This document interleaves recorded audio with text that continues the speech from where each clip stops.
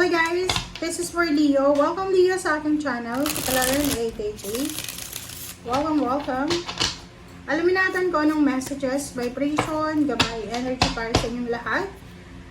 Second week tayo ng December 2025. Ano ba Leo ang message na kailangan mong marinig?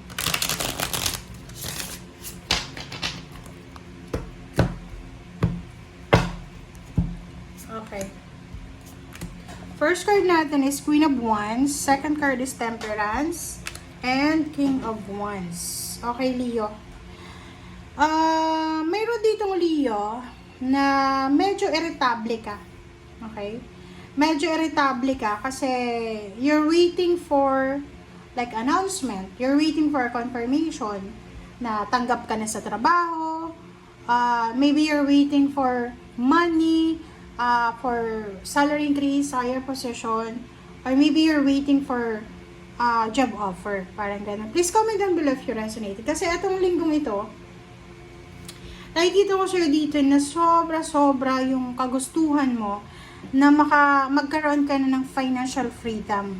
Sobra yung kagustuhan mo na magkaroon ka ng trabaho, lalo kung ang tagal mo ng unemployed. Yung trabaho talaga na literal na trabaho.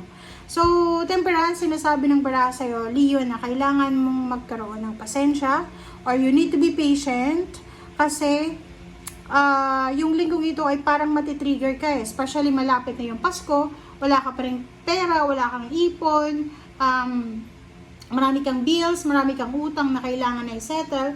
So, dito sa barahang to, sinasabi na you need to be patient, guys. Okay? Maging mapasensya ka. Yung financial freedom na yan, na minamanifest mo, sinasabi ng barahan na kailangan mo daw trabahuhin siya. Okay? So, let's check. 7 of Cups.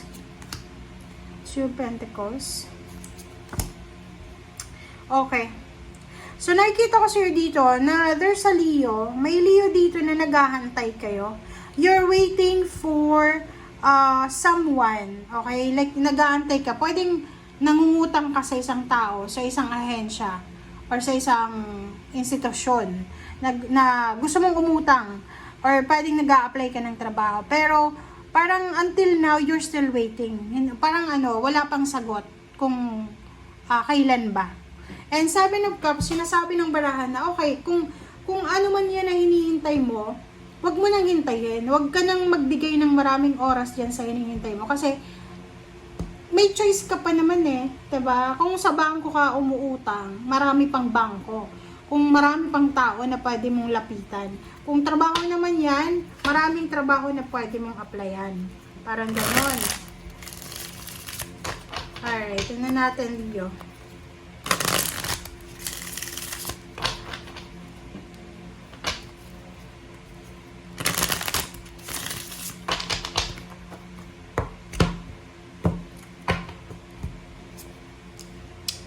High Priestess. Diba? Leo, kung may negosyo ka na maiisip sa linggong ito, like for example, may nag-offer sa'yo ng negosyo na, or lugar, diba? Or negosyo, lugar or negosyo na i-offer sa'yo na pwede mong pagnegosyohan. You need to be careful. Pag-isipan mo ng mabuti, huwag kang pagpadalos-dalos na kunin agad na mag-say yes or kano pa man. Mag-iingat ka sa pakikipag-negotiate, mag-iingat ka sa pakikipag-collaborate, Leo. Mag-iingat ka sa pagpirma ng papeles or kontrata sa linggong ito. Lalo na sa karelasyon mo, kung may karelasyon ka, sinasabi ng baraha sa'yo na yung plano yung pagpapakasal, maybe may shotgun wedding na mangyayari ngayon, naku, huwag kang papayag. Okay? Impress. Wow. So, sinasabi ng baraha sa'yo dito na makakatanggap ka ng maraming regalo ngayong Pasko. Or there's a gift talaga. There's a parang napaka-importanteng regalo sa'yo na ibibigay ang universe. There's a new beginnings, maybe there's an idea ng company na pwede mong applyan, love life, mga tao na pwedeng makatulong sa'yo. And yung mga worries and fear mo, hindi ka na dapat nag-aalala kasi you are protected and you are guided ng iyong spiritual guides, helpers, and may mga tao sa paligid mo na talagang yung pagmamahal at suporta sa'yo ay talagang totoo. Okay, Tower. Four of Swords. So, sinasabi ng baraha, Leo, kung may mga bagay, sitwasyon, relationship, may mga wishes, goals ka, na alam mong hindi na imposible nang mangyari, let go mo na lang daw. Okay, just let go. Let go, let God, let it flow. Okay? Umiwas ka din, Leo, sa kompetensya, sa away, gulo, kasi pwedeng sa linggong ito ay ma-involve ka sa away, sa gulo, or sa kung ano pa man. Parang ang sinasabi ng baraha sa'yo dito, this is 5 of Wands, 4 of Swords, and 16 the Tower, 7 siya. Sinasabi dyan na sa linggong ito, if ever lang na magkaroon ng triggers na like may mga tao dyan sa paligid mo na pwedeng i-trigger ka, kailangan mong kontrolin ng iyong emosyon. Kailangan mong kontrolin ng bibig mo para maiwasan mo yung gulo. Kasi talagang this is destiny na may mga gulo na pwedeng mangyari. May away, gulo, sagutan or anything. Kailangan mong maging matalino. Okay?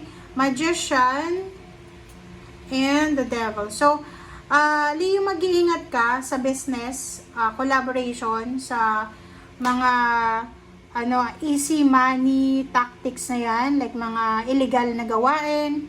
Like for example, mag-iingat ka sa linggong ito kasi posibleng may temptation na pwedeng i-tempt ka para sa mga mabilisang pagyaman, mabilis ng pera, which is hindi siya maganda. Okay? Okay, Two of Swords. Sinasabi ng baraha sa'yo dito na may ibang Leo na medyo nahihirapan kayo na mag-budget ng pera sa ngayon. Nakikita ko na pwedeng side na yung salapi nyo. Sinasabi ng baraha sa'yo dito na just go with the flow. Kung ano lang yung meron tayo sa ngayon, yun lang. Huwag mong i-stressin, huwag mong i-pressure yung sarili mo. Doon sa mga Leo na magta-travel sa linggong ito, sinasabi ng baraha na kahit wala kang dalang pera, kahit wala kang maraming pera, kahit wala kang ipon, okay lang yan. Okay? So, just go with the flow, guys. Just enjoy the month, the holiday season.